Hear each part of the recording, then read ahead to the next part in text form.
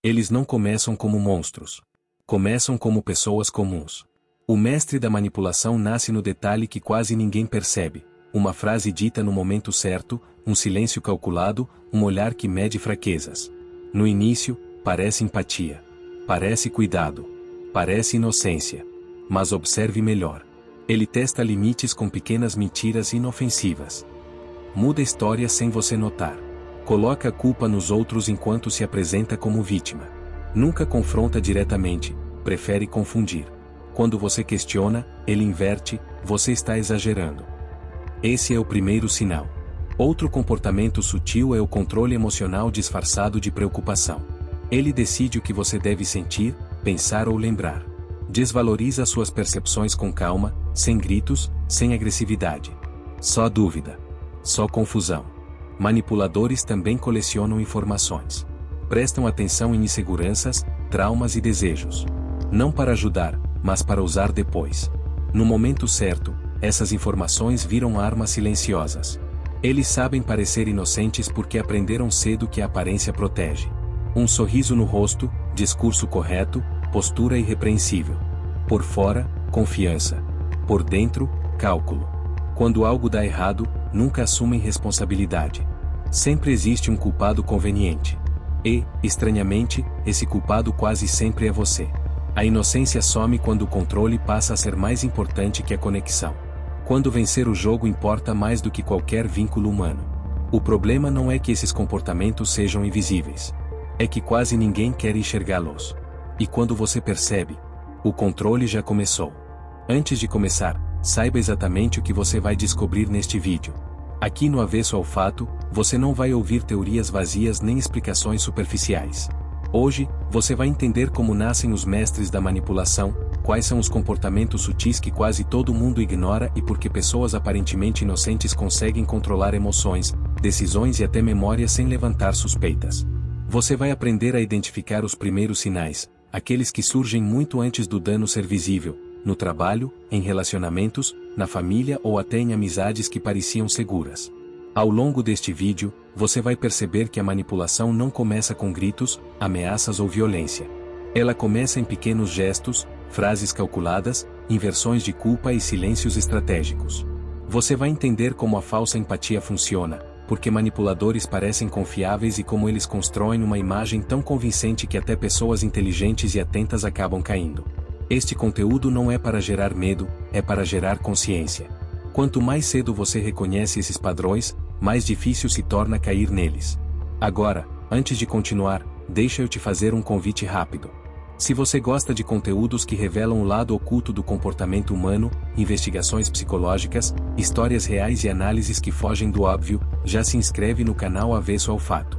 Aqui, a gente vai sempre além da versão confortável da história. Ativa o sino para não perder os próximos vídeos, porque muitos dos temas que você vai ver aqui se conectam, e juntos eles formam um quebra-cabeça perturbador, mas necessário. E aproveita esse momento para participar ativamente. Deixa nos comentários de onde você está assistindo. Pode ser sua cidade, seu estado ou até outro país. Eu faço questão de ler, porque este canal cresce com pessoas reais, experiências reais e diferentes perspectivas. Seu comentário ajuda mais do que você imagina, tanto no alcance do vídeo quanto na construção da comunidade do Avesso ao Fato. Agora, voltando ao vídeo. Enquanto você assiste, tente lembrar de situações em que algo parecia errado, mas você não soube explicar exatamente o porquê. Manipuladores dependem disso, da dúvida, da confusão e da normalização do desconforto. Aqui, você vai aprender a nomear esses sinais, entender por que eles funcionam e como proteger sua percepção antes que seja distorcida. Este vídeo pode mudar a forma como você enxerga certas pessoas. Pode fazer você revisitar conversas antigas, decisões passadas e comportamentos que antes pareciam normais. E isso é exatamente o objetivo. Porque quando você enxerga o padrão, a manipulação perde força. Fique até o final. Você vai entender por quê. Lucas não lembrava da primeira vez em que teve medo. O medo sempre esteve lá. Na casa onde cresceu, o silêncio era uma regra não escrita. Não porque houvesse paz, mas porque qualquer som fora do momento errado podia desencadear algo imprevisível. O pai chegava cansado, o rosto fechado, a voz baixa demais para ser ignorada. A mãe falava pouco, evitava conflitos, evitava tudo. Lucas aprendeu cedo que observar era mais seguro do que participar. Ele percebia detalhes que ninguém ensinava a perceber. O jeito como a porta era fechada indicava o humor da noite. O tom da respiração do pai dizia se o jantar seria tranquilo ou tenso. O olhar da mãe avisava quando era melhor desaparecer no quarto. Enquanto outras crianças aprendiam a brincar, Lucas aprendia a mapear emoções. Na escola, era quieto. Professores diziam que ele era educado demais. Colegas achavam estranho o quanto ele sabia quando falar e quando calar. Ele não se destacava. Não chamava atenção. Mas observava tudo. Foi ali que Lucas descobriu algo fundamental. As pessoas revelam muito quando acreditam que ninguém está prestando atenção. A primeira mentira surgiu sem intenção. Um erro pequeno, uma explicação ajustada para evitar um castigo maior. Funcionou. O problema desapareceu. A tensão diminuiu. O alívio foi imediato. Lucas não sentiu culpa. Sentiu controle. E, pela primeira vez, percebeu que a realidade podia ser moldada. Na adolescência, Lucas já não mentia apenas para se proteger. Ele mentia para organizar o mundo ao seu redor. Descobriu que versões bem contadas criavam aliados. Que palavras certas acalmavam professores. Que um pedido feito no momento correto sempre tinha mais chance de ser atendido. Ele não precisava ser o mais forte. Nem o mais inteligente. Bastava ser o mais atento. Enquanto os outros reagiam, Lucas antecipava. Começou a perceber padrões. Quem precisava de aprovação, quem temia rejeição, quem se sentia invisível. Ele oferecia exatamente o que cada pessoa precisava ouvir. Não por maldade. Pelo menos, não no começo. Mas algo mudou. Lucas passou a sentir prazer em prever reações. Em conduzir conversas. Em perceber que alguém mudava de opinião após falar com ele. Não era controle explícito. Era sutil. Elegante. Invisível. Ele parecia gentil. Mas nada era espontâneo. Em casa, a dinâmica era a mesma. Ele sabia como evitar discussões. Sabia quando concordar, quando fingir não ouvir, quando desaparecer. Tornou-se indispensável emocionalmente. O filho que não dava trabalho. O filho perfeito. Só que perfeição também é uma máscara. Por dentro, Lucas sentia algo estranho. Uma distância crescente das próprias emoções. Ele entendia sentimentos. Sabia descrevê-los. Sabia reproduzi-los.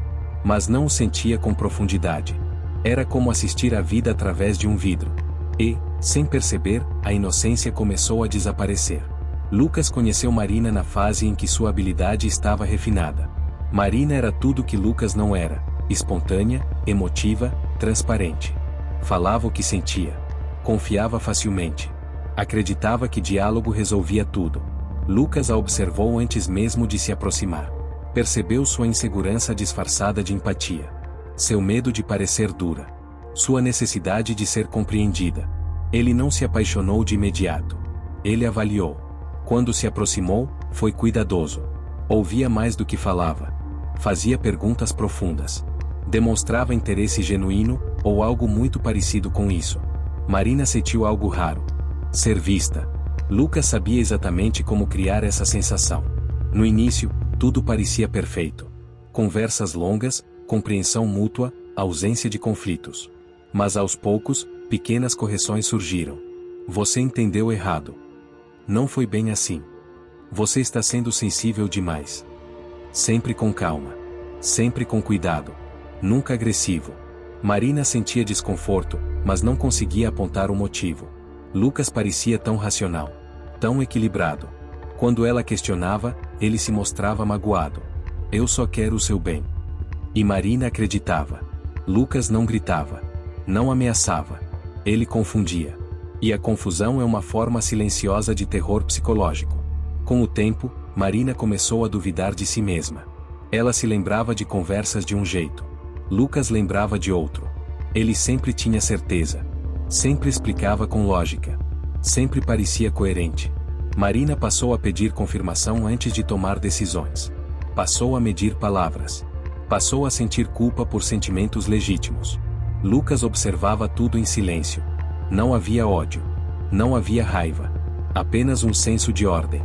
Ele acreditava que estava ajudando. Que estava organizando o caos emocional dela. Mas algo começou a mudar dentro dele. Lucas percebeu que gostava da dependência emocional. Gostava de ser referência. Gostava de ser o ponto fixo enquanto Marina se sentia perdida. Ele não precisava mais ajustar muito. Ela já fazia isso sozinha. À noite, Lucas observava Marina dormir e sentia nada. Nenhuma culpa. Nenhuma empatia profunda. Apenas a satisfação fria de quem controla o ambiente. A casa se tornou um lugar sem espelhos. Marina já não se reconhecia. E Lucas não precisava se esconder. O erro de Lucas foi acreditar que controle absoluto não gera ruídos. Marina começou a escrever pequenos registros, anotações de conversas, datas, frases exatas. No início, era apenas para aliviar a mente. Depois, virou tentativa de sobrevivência. Um dia, ela confrontou Lucas com algo concreto. Ele sorriu. Você está exagerando de novo. Mas algo estava diferente. Pela primeira vez, Lucas percebeu insegurança no próprio discurso. Um atraso mínimo. Um ajuste rápido demais. Marina viu. E naquele instante, a máscara de Lucas rachou. Não em fúria, mas em frieza. Ele percebeu que poderia perder o controle.